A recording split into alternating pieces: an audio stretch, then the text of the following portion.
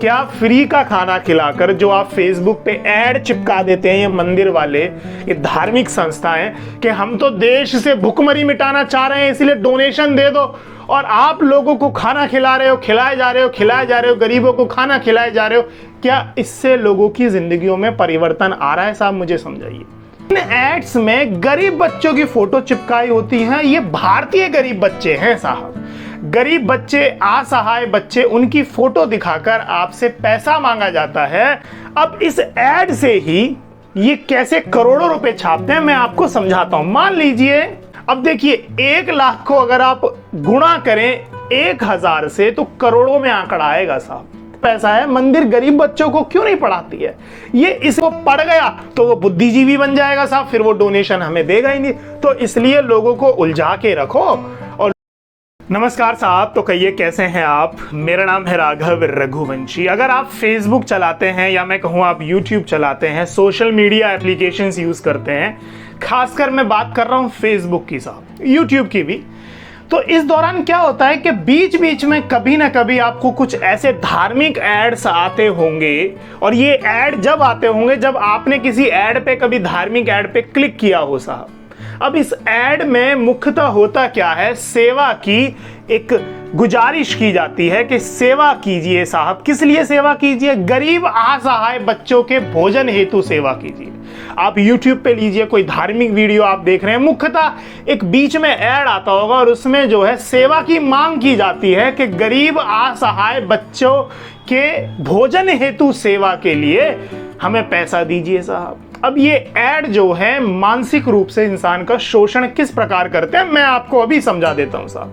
अब इन एड्स में गरीब बच्चों की फोटो चिपकाई होती हैं। ये भारतीय गरीब बच्चे हैं साहब, गरीब बच्चे, असहाय बच्चे, उनकी फोटो दिखाकर आपसे पैसा मांगा जाता है और कहा जाता है कि लाइए हमें पैसा दीजिए, हम गरीब बच्चों को खाना खिलाएंगे और देश से भुखमरी को मिटाएंगे साहब। यहां पर मैं किसी एक संस्था की बात नहीं कर रहा हूं, जितनी भी मुख्यतः धार्मिक संस्थाएं हैं तमाम, चाहे वो नारायण सेवा संस्था ले लीजिए, चाहे वो तारा संस्था ले लीजिए, चाहे चैरिटेबल हाउस ले लीजिए, या सो कॉल्ड विदेशी संस्था स्कॉन ले लीजिए, जो इस बात का दावा वादा कर रही है कि हमने 7 करोड़ लोगों को खाना खिलाया है साहब।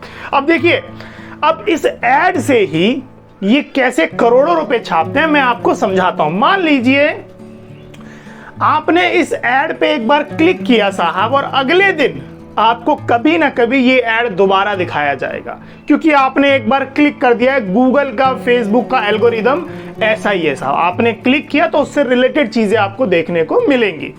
मान लेते हैं कि ये ऐड पूरे इंडिया में चलाया जा रहा है, पूरे भारतवर्ष में चलाया जा रहा है, और एक आंकड़ा लेते हैं। मान लीजिए इस ऐड को 1 लाख लोगों ने देख लिया साहब, ठीक है, और 1 लाख लोगों ने देखकर सबसे कम मान लो 1000 रुपए की धनराशि डोनेट की साहब। अब देखिए 1 लाख को अगर आप गुणा करें 1000 से तो करोड़ों में आंकड़ा आएगा साहब। करीबन मोटा मोटा आप ले लीजिए साहब 10 करोड़ रुपए कमा लिए इन्होंने। अब 10 करोड़ रुपए कमा लिए साहब, 10 करोड़ रुपए में ये क्या कह रहे हैं कि हम गरीबों को खाना खिलाएंगे साहब। ये बात कोई जायज लग रही है कि 10 करोड़ रुपए का खाना गरीबों को खिलाया जाएगा? गरीबों की फोटो दिखाकर रुपया कमाकर कुछ और ही हो रहा है साहब। अच्छा चलिए ठीक है, मान लीजिए 10 करोड़ रुपए कमा लिए, और ये यहां तक नहीं थमते हैं। ये नहीं है कि चलो 10 करोड़ कमा लिए, 7-8 करोड़ कमा लिए, कितने भी कमा लिए तो रुक जाएं साहब। अब अगले सप्ताह मान लीजिए कोई एकादशी है या कोई और त्योहार है, तो उस दिन भी फिर वही ऐड चलाएंगे कि आज एकादशी है, चलो सेवा कर दो, भगवान के आप करीब पहुंच जाएंगे। ऐसे कर करके ये लोगों का शोषण कर रहे हैं सब। और ये शोषण जो है मानसिक शोषण है। अब लोगों को क्या लगता है, लोग कहते हैं यार चलो गरीबों के लिए तो कर ही देते हैं साहब।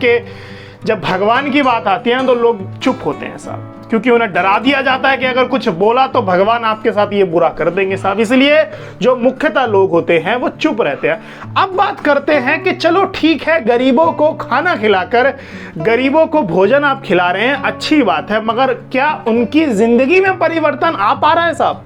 अब ये समझते हैं। अब आपने देखा होगा मुख्यतः आपके आस पड़ोस में, मोहल्लों में जब भंडारा होता है, जब फ्री में खाना खिलाया जाता है, तो क्या आफत मस्ती है साहब। कैसा एक शख्स ने अगर एक बार फ्री का खाना खा लिया, भंडारा खा लिया, वो दोबारा फिर लाइन में लग जाता है। वो घर से अपने भाई बहनों को बुला लाता है, पड़ोसियों को बुला लाता है, पोलोथीन ले आता है, डोलची ले आता है साहब। तो ये हाल है।